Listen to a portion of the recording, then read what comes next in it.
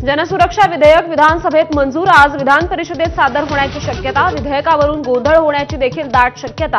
कायद्याचा दुरुपयोग होण्याची विरोधकांकडून भीती व्यक्त।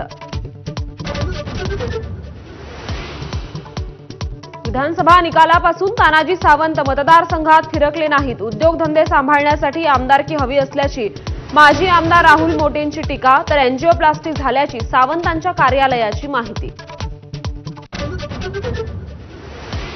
आमदार संजय गायकवाडांवर हत्येच्या प्रयत्नाचा गुन्हा दाखल करा। दैनिक सामनातून सडकून टीका करत मागणी। गायकवाड प्रकरणात मुख्यमंत्र्यांनी पळ काढल्याचाही निशाणा।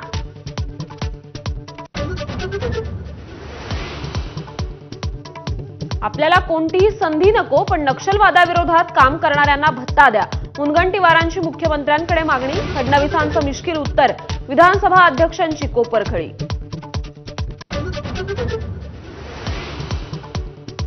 विधानसभा उपसभापती नीलम गोऱ्हेंच्या सुरक्षा रक्षकाचा ठाकरेंच्या शिवसेनेचे आमदार वरुण सरदेसाईंना धक्का। दुसऱ्यांदा असं घडल्याचं म्हणत सरदेसाईंकडून संताप।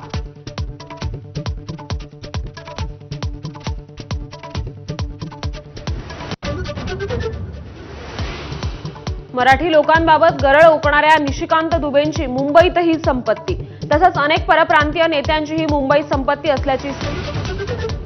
असल्याचं समोर। उत्तर प्रदेश, बिहार, राजस्थानमधील खासदारांचा समावेश।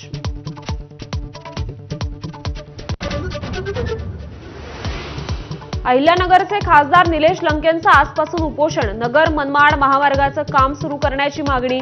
जिल्हाधिकारी कार्यालयासमोर उपोषणाला बसणार।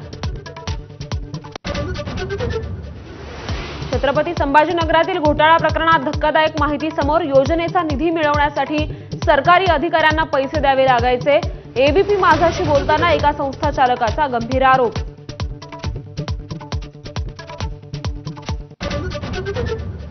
शहापूर मासिक पाळी तपासणी प्रकरणी मुख्याध्यापिकेसह 4 जणांना 14 दिवसांची न्यायालयीन कोठडी।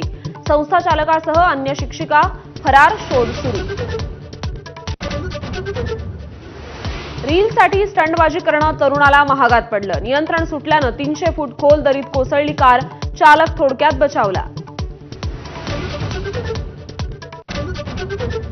कॅनडामध्ये कपिल शर्माच्या कॅप्स कॅफेवर गोळीबार। जीवितहानी नाही। हरजित सिंग लाडीनं स्वीकारली हल्ल्याची जबाबदारी। तिसऱ्या कसोटीच्या पहिल्या दिवशी इंग्लंडच्या 4 बाद 251 धावा। जो रूट 99 धावांवर नाबाद, तर भारताच्या नितीश रेड्डीनं घेतल्या 2 विकेट्स।